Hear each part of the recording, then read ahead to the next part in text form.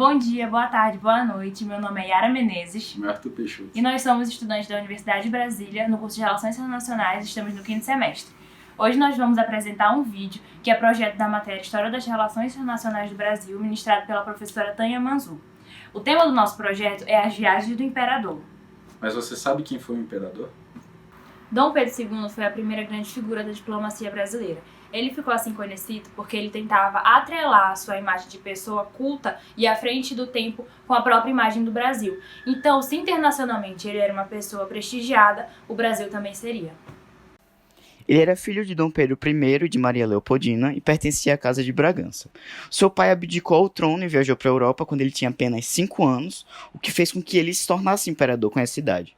Ele passou a maior parte da sua infância e da sua adolescência estudando e se preparando para ser imperador. O que o diferenciava era que seu nascimento ocorreu no Rio de Janeiro.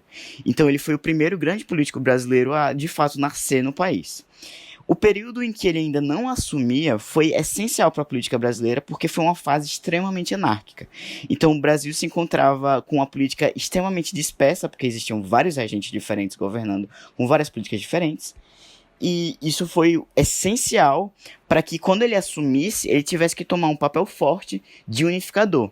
E a sua habilidade em dirigir uma política brasileira que unificasse o país fez com que ele fosse muito respeitado. E ele foi alcunhado de um magnânimo. Desde o início de seu reinado, Dom Pedro II teve que lidar com questões turbulentas, tanto no plano doméstico quanto no plano internacional. Dentre os principais acontecimentos que marcaram o seu governo estão a Guerra do Paraguai, ocorrida entre 1864 e 1870, e a abolição da escravatura, ocorrida em 1888. Em relação à Guerra do Paraguai, desde meados do século XIX, a fronteira sul do Brasil era palco de disputas entre 3 estados, Brasil, Argentina e Uruguai, que buscavam o controle da bacia do Rio da Prata.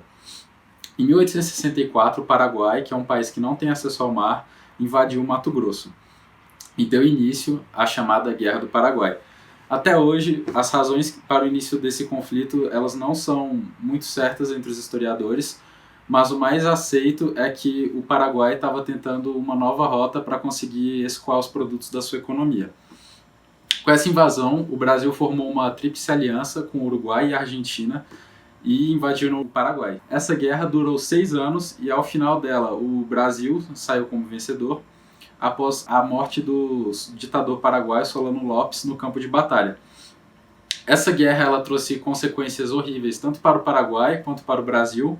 Do lado paraguaio, tem autores mais antigos que dizem que o Paraguai perdeu cerca de 100 mil pessoas, 200 mil pessoas, só que estudos mais recentes, como o do historiador, eles contradizem essa informação e dizem que foi bem menos gente, uma estimativa mais conservadora. Bom, em relação à questão da escravidão, em seu livro sobre o imperador Dom Pedro II, o autor Benjamin Mosse mostra que era um desejo de Dom Pedro a abolição completa da escravidão no Brasil. Só que isso não poderia ser feito de maneira abrupta, porque para o imperador a economia brasileira ia ser severamente prejudicada, porque ela era, nesse período, essencialmente uma economia agrária exportadora. Aliado a essa vontade do imperador, tinha também a pressão externa da Inglaterra, que estava passando pela Revolução Industrial e era de interesse do país que aqui no Brasil tivesse mão de obra assalariada para conseguir consumir seus produtos.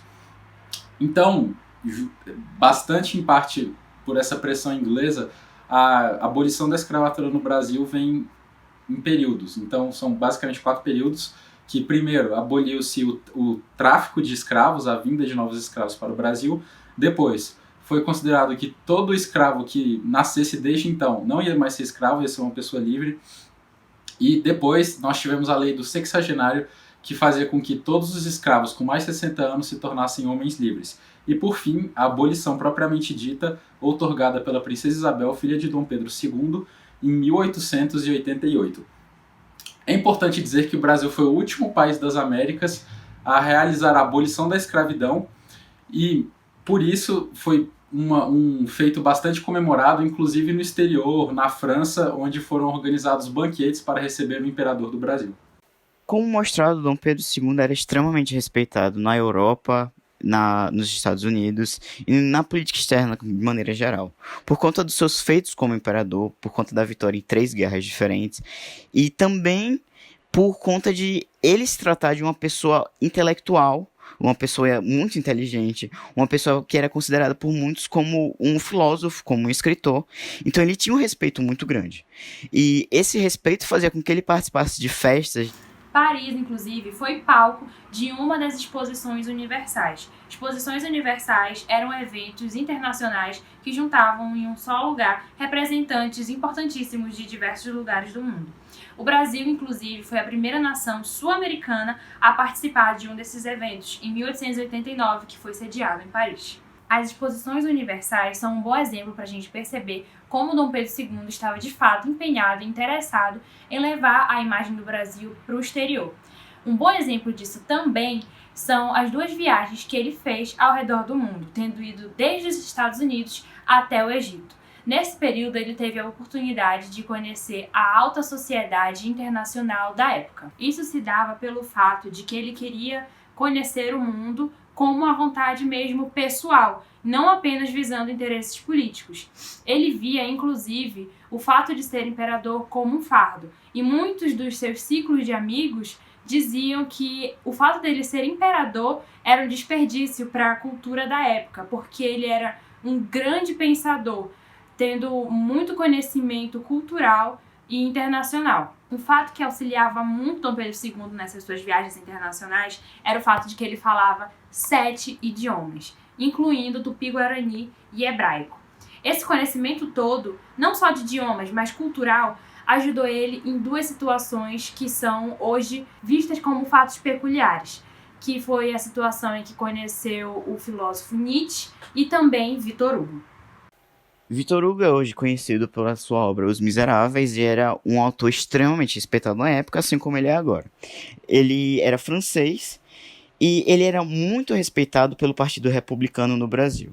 Então, hoje, há muitas especulações sobre o interesse que aparentemente era pessoal de Dom Pedro II na figura de Victor Hugo, porque sua aproximação com Victor Hugo fez com que o Partido Republicano, que na época não se encontrava nos melhores termos com o imperador, começasse a respeitar um pouco mais sua imagem.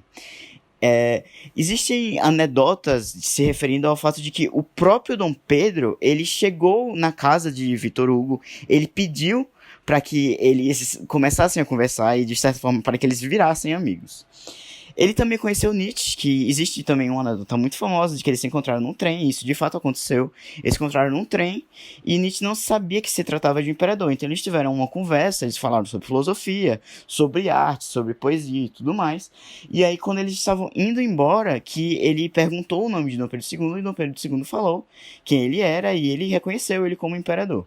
Então isso mostra de maneira muito clara que a figura de Dom Pedro II era repleta de confusão acerca das suas verdadeiras intenções. Porque haviam, inclusive, amigos dele, como a gente já falou, que afirmavam que ele não havia nascido para ser imperador. Ele havia nascido para ser um pensador, um historiador, um filósofo. Então, essas disputas, essas confusões acerca da sua imagem, elas hoje são extremamente debatidas porque nunca se soube ao certo qual era a sua verdadeira intenção como imperador na realidade no cenário internacional. Então, gente, esse foi o nosso projeto. Muito obrigado por assistir e até mais. Se inscrevam no canal.